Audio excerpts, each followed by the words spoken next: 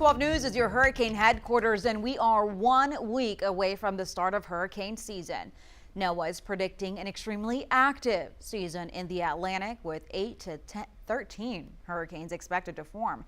Once a storm enters the Gulf, depending on how severe it is, officials will recommend that you either evacuate or shelter in place. Now, older residents and pets tend to be more vulnerable since they often depend on others to get to safety. 12 News reporter Ebony Coleman spoke with two experts tonight in Ebony. They shared advice on how to prepare your loved ones for worst case scenario. That's right, Brenda. Those experts tell me senior citizens are the most vulnerable during hurricane season because of health issues and medications. And it's just as important to make sure pets are also taken care of. The older you get, the earlier you evacuate.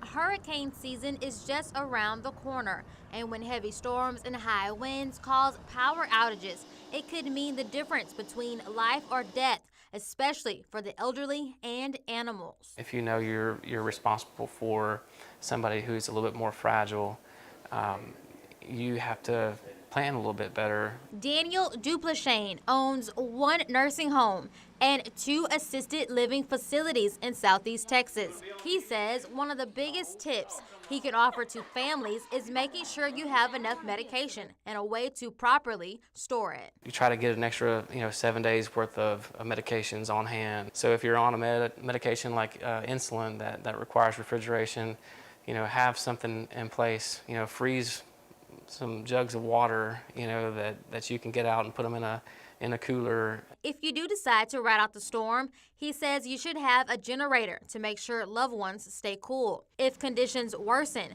Duplashane has a plan to get his 100 residents to safety. We have contracts with other facilities further north that we evacuate to. Tommy Crandall has been living at the Haven since February. He has a plan of his own. If I was going to evacuate, I'd call my son in Dallas and he'd come get me. Viviana Lopez with Beaumont Animal Care says if you are evacuating, it's best to take your furry friends too. If you absolutely have to leave your animal behind, do not leave them tethered.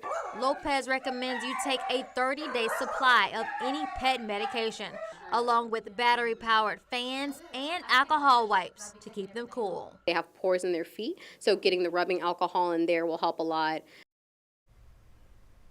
Now, Lopez says they will also be partnering with the city to set up a shelter for people who may decide to stay but are displaced.